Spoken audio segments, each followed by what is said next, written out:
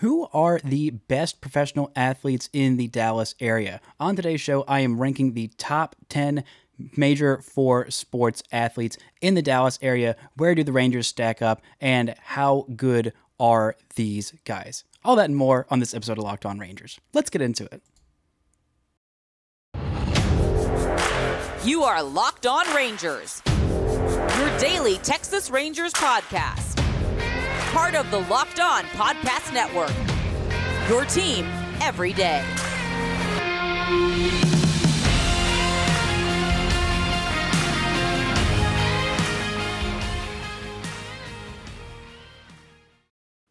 You are locked onto the Texas Rangers. I'm Bryce Patrick, digital sports producer for the Dallas Morning News, the founder and host for all 4 seasons of this Locked On Rangers podcast. Thank y'all so much for making Locked On Rangers your first listen every single day. If you're not already, you can follow me on Twitter at Bryce Patrick. You can follow the show at Locked On Rangers and subscribe on YouTube, where the best way you could help grow the show is to comment any single thing below. Now, on today's show, I am ranking the top 10 Dallas area athletes from the major sports. I am basing this off of a few requirements. By the way, sorry to FC Dallas and Dallas Wings, just the core 4, because, pulling from the other sports would be hard. It's already hard enough as it is with 4, but I'm ranking on how good those players are at their comparative sport, based on, how they compare to the league, how good they are for the team, what they bring to them. So it's kind of a mishmash. There's a lot of, arguments for different players going in different spaces, but kind of just to see how the Rangers' best players stack up with the other players, because the other 3 teams of these major 4 are doing well in Dallas right now. The Cowboys, the Stars, and the Mavericks are all positioned to make the playoffs this season, and the Rangers have not made the playoffs since 2016. So it's kind of seeing how the top end of the Rangers stacks up with the rest in the town. Let's start off strong with number 1. I think this is pretty easy. The real slam dunk, if you will, it's Luka Doncic. He is the best professional athlete in Dallas, bar none right now. He is at the top of his game. He is leading the league in points per game. He was the betting favorite to win the MVP of his league. He is a 3-time all-first team, all-NBA, which means he is the top 5 players in the NBA, pretty much undoubtedly a top 5 player, maybe even a top 3, maybe the best player in the league, depending on who you ask and what they value. But the guy has been absolutely incredible. The 23-year-old Slovenian, which is absolutely insane that he is just 23 years old and already the best. He's probably going to be at the top of this list for a long, long time. He has made 3 different All-Star teams, has been an All-Star every year since his rookie year. He has been a sensation, a revelation since he came into the league. He is an excellent passer, scorer, rebounder. He is top 3 in steals per game this year. He is top 5 in assists per game this year. He won a Rookie of the Year award, and he's probably got an MVP and a championship in his future. Now, I think it's pretty clear that the rest of his team is not going to be included in this list. It's pretty much just Luka Doncic, good Lord, and a bunch of randos out there trying their best and, doing okay, because Luka is just so dang good that it doesn't really matter what they do. They're going to be a pretty darn good team. Coming in at number 2 on this list, we switch to the Dallas Cowboys. We have linebacker Micah Parsons. He is in his 2nd year in the league, also 23 years old, just a few months younger than Luka Doncic. He had a breakout first year in the league, was the hands-down rookie of the league. Defensively, he is a guy who can do literally everything on defense. It's kind of hard to compare all these different sports when you compare to football, because they just play one side of the ball, whereas all the other sports, they're playing both sides of the ball. But what Micah Parsons does well is pretty much everything on his side. He can rush the passer, he can play some pass coverage, he can do literally whatever you need him to do, and he is elite at pretty much all of it. He is good at pursuing the quarterback, which, if you're not a big football person, that is a very, very important thing. One of the more valuable things that you can do. He finished 2nd in Defensive Player of the Year voting as a rookie. He has just been that good. He finished 6th in sacks last year. Wasn't even a primary pass rusher. That wasn't the main thing that he did. This year he is in 3rd in the league in sacks. Has 3 forced fumbles, which is second in the league. He is in the top 6 for tackles for loss. The guy is just absolutely incredible, a real Swiss Army knife, and is only getting better. He and Luka both incredibly good, incredibly young, and hopefully will stay in Dallas for many, many years to come. The guy is just phenomenal. Absolutely phenomenal, and the Cowboys are very, very lucky to have a player like him. Both of these guys are going to be absolute stars. Parsons is already a star. Luka is an international star. Parsons, well, now they're playing NFL games in Germany and England every other day, and Mexico, and maybe France, just wherever they're playing. Maybe Micah Parsons will become a household name. The guy made a Pro Bowl. He made an all-rookie team. He made the all-pro team. The guy just did everything you could want and then some, and he continues to get better and better and better. Was kind of the spark plug, and the Cowboys absolutely dominating the Vikings last week. So, yeah, he is a really, really darn good player, but he's not there with Luka. He's not a top 5, top 3 player in his league. He did get some votes. He was very high up there in the NFL top 100, where the NFL players rank each other on, just who is the best player in the league. He finished 16th in that top 100 after just 1 year in the league. That was really, really incredible. Swept all of the Defensive Rookie of the Year awards from the Associated Press, from Pro Football Writers of America, and I think somebody else. Yeah, he also got Pro Football Writers of America just Rookie of the Year in general. The whole thing was better than whoever was a Rookie of the Year on offense that year, because he just had a spectacular breakout season. But coming in at number 3, we move over to the colder sport. We move over to hockey, and we have Stars defenseman Miro Heiskanen. If you don't know much about hockey, this is a guy who you should watch a lot of. He is a 23-year-old. There's something about the year 1999 and Dallas's best athletes all coming into the earth that year. He was born in July of 1999, so a little bit younger than these other guys, but he has been in the league for a little bit longer than these other. Actually, I think he came in the same year that Luka Doncic did. Had a phenomenal rookie season, won the Rookie of the Year award, led the Stars to the Stanley Cup Finals in his first season, if I'm remembering that correct. Actually, no. Yeah. Okay. Remembering exactly when that happened, but yeah. All right, yes, I am remembering that correctly. He did help lead the Stars to the Stanley Cup Final, finished 4th in the Calder Trophy voting, which is the overall playoff MVP. He has 2 different finishes in the top 12 for the Norris Trophy, which is given to the best defenseman in the league. He is not a flashy scorer, although he is doing that at a very high clip this year, but he is one of, if not the best, defensive defenseman in the NHL. The things he does are hard to quantify, but I made sure to run this list by some actual Stars experts, so it's not just me talking out of my butt. But Miro Heiskanen might win the best defenseman in all of the NHL award this year, or he's probably going to finish at least in the top 5, if not top 3. He's been absolutely phenomenal and is, again, very young, like all these guys. Coming up, we're going to get into who is number 4 through 6 in the list. We're going to get into our first Ranger. But first, this episode is brought to you by BetOnline. BetOnline.net is your number 1 source for sports betting info, stats, news, and analysis. Get the latest odds and trends for every professional and amateur league out there, from football to basketball to soccer and esports. We have got it all at BetOnline.net. And if you love sports podcasts, you can go find those there at BetOnline as well. We've always got the fastest and easiest way to get your betting fixed. If you're wanting to go and bet on one of these players winning awards in their respective sports, I'm sure they've got odds that are pretty. You might not win a whole lot of money because it's pretty obvious that Luka Doncic is the best player in the NBA this year. But if you're feeling like, yeah, I want to go put some money down on him winning the MVP award, if you want Micah Parsons for MVP, that'd be crazy. I don't think a defensive player has won NFL MVP in a very long time, if ever, but he could definitely win the NFL Defensive Player of the Year award. If you want to put some money on Miro Heiskanen winning the Norris Trophy, which is the name for it. Hockey has all their weird names for trophies, but if you want to put some money on that, you can do it at BetOnline. It's where the game starts.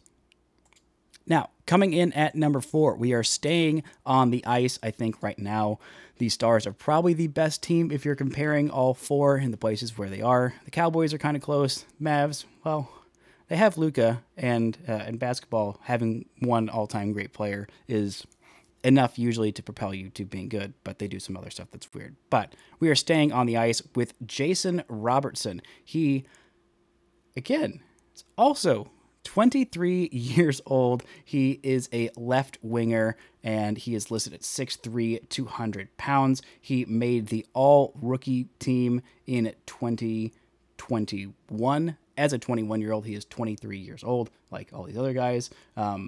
Also finished second in the Calder Trophy Memorial Trophy voting, where his buddy finished in 4th that year, Miro Heiskanen, that is. But both those guys did a really, really great job. Robertson is one of the top scoring players in the NHL this year, just getting goals and assists at will. Basically, was the first time he had 40 goals last season. That's the first time anyone has done that since, I believe it was Tyler Seguin did it, I think just once with the Stars, but not a whole lot of 40 goal scorers for the Dallas Stars. He is leading them to lead their division.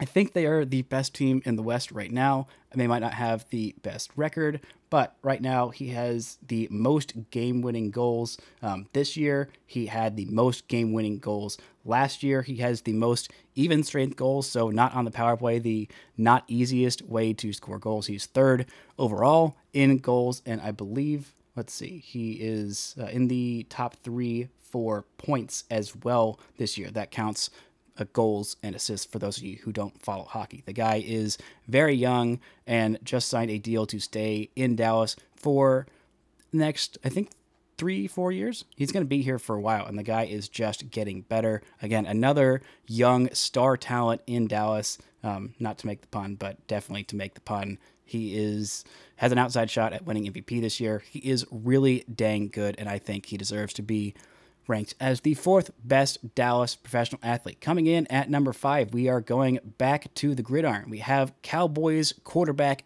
Dak Prescott, Dakota Rain Prescott, who is a 2-time Pro Bowler. He is the 2016 AP Offensive Player of the Year. He stepped in at the end of Tony Romo's career after some injuries gave him an opportunity to start. Finished 6th at MVP voting that year, made the Pro Bowl, has made the Pro Bowl 1 time since then. Has been really darn good this year. Missed a lot of time last year, was just absolutely lighting the entire world on fire. Was one of the better quarterbacks in football before that injury kind of sunk him, and was not the same after he came back this year. He has been really darn good for the Cowboys, has been really consistent, and is leading them to hopefully another shot at the playoffs. Didn't do super great in the playoffs last year, but has been a really, really good and consistent quarterback. One of the best. Definitely in the top 10, maybe the top 5, depending on who you're asking. Has just been very, very consistent. It's been able to make the big plays, all the throws, all those things that you like to say about good quarterbacks. Dak has done all those things. He's also been able to run pretty well. Not as much since that injury against the Giants that derailed his season last year. Maybe it was 2 years ago. I think it was just last year. I don't know. What is time anymore? Anyway, Dak Prescott has been absolutely phenomenal for the Cowboys. The quarterback is the most important position on the field, and maybe the most position in any of these sports outside of, I think it's right up there with goaltender in hockey. Those guys make a really big difference. Or a pitcher. If you have, the best pitcher in the world on any given night, then it's going to be pretty good. Like if the Rangers happen to sign Jacob deGrom, that would be pretty darn cool.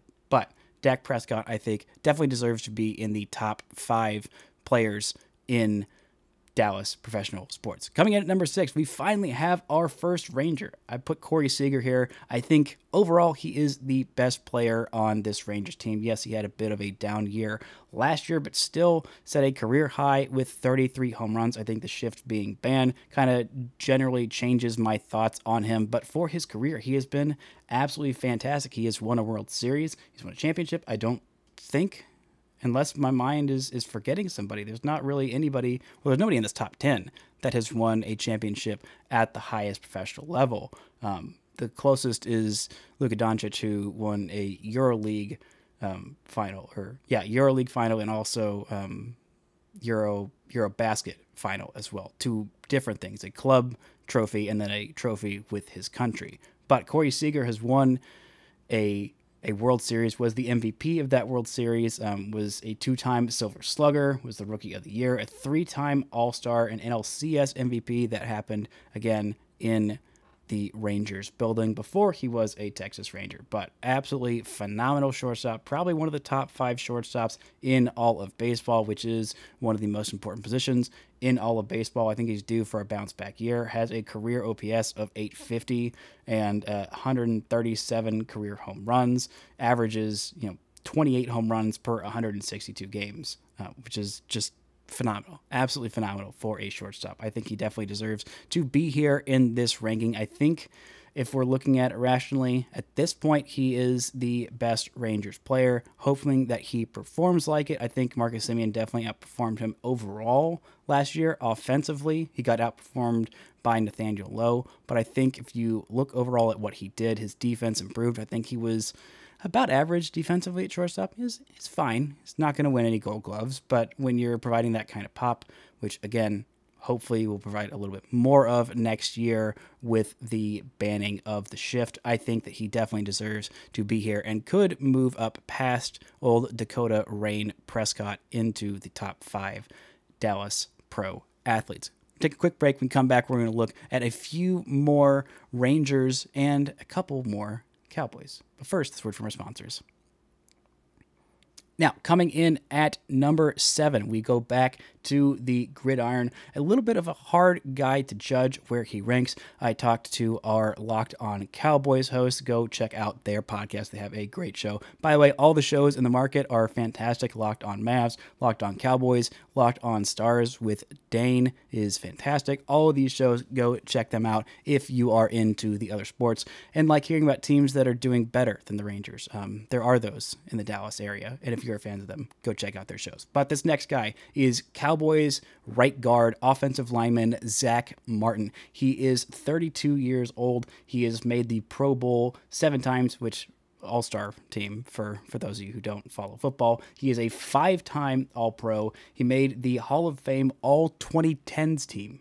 Yeah, already. And he's just 32 years old. He has been that good. He has been consistently one of the best at his position. It's hard to quantify what exactly offensive linemen do so well, but the way that he blocks for the run in pass protection, he is just an absolute monster. He is the pillar of health. He has been extremely consistent. He has only missed games twice in his career. I don't think he's missed any yet for the Cowboys. Missed 6 games back in 2020, missed 2 games in 2018, but outside of that has started all 16 games every single year. He has just been so consistently great, was fantastic again last year, and is excellent yet again this year. The Cowboys have an absolute stud in their right guard in Zack Martin that opens up a whole lot of things for them. And instead of trying to look smarter by pontificating on those things further, I'm going to go to what I know best. The number 8 player in Texas, in Dallas specifically, is Marcus Semien. We are back to baseball. Marcus Semien is the Rangers' second baseman. He has played second base for Texas for 1 year, coming off of signing a big deal. Had a really, really rough start to his Rangers career. Before that, he went to Toronto, played 162 games there, and had basically the best season that any second baseman has ever had. Won the Silver Slugger Award, won the Gold Glove Award, so he was the best defensive second baseman in the American League. Also the best offensive second baseman in the American League, and let's be honest, all of baseball. Finished 3rd in AL MVP voting, got his first All-Star appearance because the voters are crazy and somehow had never voted him to be an All-Star before then. But it's fine. This year started off really rough, but ended up on a great note. Went on a power hitting tear once the calendar turned to June, was the best power hitting second baseman in all of baseball. Once that calendar turned to June and throughout the end of the month, it took him until the end of May to hit his first home run with the Rangers. But after that, it was pretty much all gravy. Looked like his great defensive self. I believe he got an extension to, or not an extension, sorry, an invitation as a finalist for the Gold Glove. Actually, No, I don't think that he was, but he did, but he didn't get one for the Silver Slugger Award this year because of that horrific 2-month stretch start season. I think next year he's not always the strongest starter, but he's not going to have that horrendous a start as he did this year. I think he's going to get back to being one of the best second basemen in all of baseball. He's always been healthy. That has always been his thing. He's always been consistent. And I think having that routine established now in Texas, it was a little bit hard with all the expectations of the big contract and coming into a team that has not done, frankly, anything in a long time and trying to be the savior along with Corey Seager. Once those things kind of rolled off his back, I think now he's comfortable in Texas and is going to get back to the elite player the Rangers thought they were getting when they signed him to that big old deal. Coming in at number 9, we are back to football. We have Cowboys cornerback Trayvon Diggs, who was born in 1998, is 24 years old, not quite as young as those in the top 4, all born in the same year. By the way, Dak Prescott was not born in the same year as Jason Robertson. We finally have gotten to some of the older guys in the league, and by older, I mean Trayvon is in his third year. Third year out of Alabama. He is a former second-round pick. Last year, he made the All-Pro team. He made the Pro Football Writers of America Most Improved Player last year. He led the NFL with 11 interceptions. 2 of those were returned for touchdowns. Had 21 pass deflections, 52 tackles. Was just absolutely phenomenal. Made the All-Pro first team. And I think tied the Cowboys franchise record for most interceptions in a season. Started all 16 games last year. Was just absolutely phenomenal. This year, he has been even better. There were a lot of concerns about, if quarterbacks are still throwing you, that means that you're getting all these interceptions. It means they don't fear you. This year, they have thrown at him a little bit less. He has just 3 interceptions in 10 games this year, but has been phenomenal in coverage, shut down the best wide receiver in the league in Minnesota. That was Justin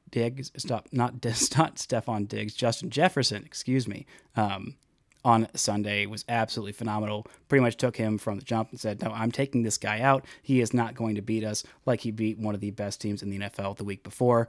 He has been excellent this year, has 13 pass deflections, 35 tackles, has just been all over the place and has not been picked on nearly as much as he was in his first couple of years, has taken fewer gambles, has not been beat deeply in coverage. Is just a really, really good, solid lockdown corner, and is hopefully going to be in Dallas for many, many years to come. Now, the last guy on this list, I did some debating. There were a few guys here that I considered putting here, but I ended up going with Nathaniel Lowe, coming off a fantastic season where he won his first career Silver Slugger. For those who don't know, Nathaniel Lowe is the Texas Rangers first baseman. He has been in Texas for this.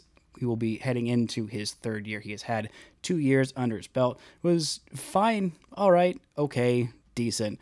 The most okay player on a horrendous 2021 team there at the end, but made phenomenal improvements this year and won the American League Silver Slugger as the best offensive first baseman. Was a top 5 first baseman in baseball. I think he was not going, if he was in the National League, he would not have beaten out the guy who won the MVP award for the National League Silver Slugger. But he plays in the American League, so he won it because he was the best offensive player for the Texas Rangers team that had a really pretty good offense after a year where they were one of, if not the worst offensive teams in all of baseball. Finished the year with 27 home runs, hit over 300, had an 851 OPS, which was top 10 in the American League, was just one of the best offensive players in the American League, a league that's generally known more for offense. I think it's a little more even now that the National League has the age, but he was really,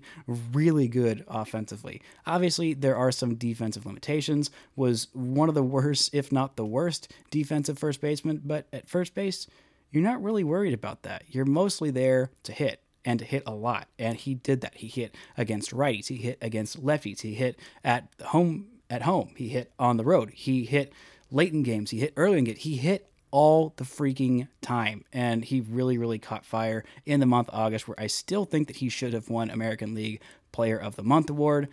But Alex Bregman was just a little bit hotter than him. But he had an OPS over 1,000, was just absolutely phenomenal from the All-Star break on. Was pretty good before the All-Star break. It's fine. Wasn't quite hitting for as much power, but really found his power stroke in that second half from the middle of July on. Actually, really from kind of June on is really when he found his stride. Just absolutely dominated offensively. Hopefully he can make a few better strides to just be around middle of the pack defensively and continue to hit like this. And the thing is, he's probably getting better. He's probably going to get a little bit better. I know the Baseball Reference projections are a little bit down on him. Have his OPS at under 800 next year and only 20 home runs. I don't think that's the case. This is a new and improved Nathaniel Lowe. He can hit fastballs now. He could always hit breaking balls. He hits righties, left. Literally, there is not anything offensively that he can't really do. Has top of the scale power. I think he'll tap into it a lot more. That was the concern with him last year, is that, okay, well, he has a lot of power in there. When he really gets into one, he'll hit it a country mile. But this year, he really started tapping into it more often. And look what he got. Still walked at a pretty decent rate, less than last year, but was crushing it a whole lot more. So offensively, he was providing a whole lot more value. I think he definitely deserves to be in this top 10. Maybe he'll pass Trayvon Diggs, maybe not. But there are a lot of good players on this list from all of these sports. The other three teams are winning a little bit more than the Rangers are, but I think with a decent offseason, or with a really good offseason, which I'm hoping that the Rangers can pull off, I think they'll definitely get in there. I want to give some honorable mentions to some other guys. The Stars goaltender, Jake Ottinger, before he got injured, he came back from injury recently. I was talking to Saad Youssef of The Athletic. I showed him my list. I was like, all right, you've been a generalist and you're now a Stars expert. What do you think of this list? He was the one who made me think, all right, yeah, Miro probably needs to go a little bit ahead of Jason Robertson, but they're both really darn good. He thought maybe Jake Ottinger in the number 10 spot because he was the best goaltender in the National Hockey League before his injury. Has not quite been as good since, but I think he is also still pretty young. We don't exactly know what he is, but I think Nathaniel Lowe is a little bit more established, more confident in that. Also, I can talk a little bit more about how Nathaniel Lowe, and this is a baseball podcast, so I think the tiebreaker goes to the baseball runner. I also want to give a shout out to CeeDee Lamb, Cowboys wide receiver, pretty darn good, and Martin Perez, who had a career year, and I think if the Rangers had signed him to a multi-year deal, maybe that would have changed my mind. It probably shouldn't have, but maybe it would have. I think I'm more bullish on Nathaniel Lowe repeating exactly what he did last year, and maybe even improving, than I am Martin Perez. I don't think Martin Perez can really improve on what he did last year. If he replicates it, fantastic. Then maybe he should be ahead of Nathaniel Lowe. But I think he's a really darn good player and probably just missed the cut. But I want to thank y'all so much for listening. If this is your first time you randomly found me because you were searching for Luka Doncic, well, if you like baseball, this is a great podcast for you. If not, then I wish you well, and thank you for your click. That's going to do it for this edition. Thank y'all again for making Locked On Rangers your first listen every single day. For your next listen, check out the Locked On Sports Today podcast, the biggest stories of the day, plus instant reactions, big game recaps, and the take of the day. Available on the Odyssey app, YouTube, and wherever you get your podcasts. Also, go check out those other shows in the market: Locked On Mavericks, Locked On Cowboys, and Locked On Stars. All great shows hosted by great people. Thank y'all so much for listening and subscribing. And until next time, don't forget to enjoy baseball.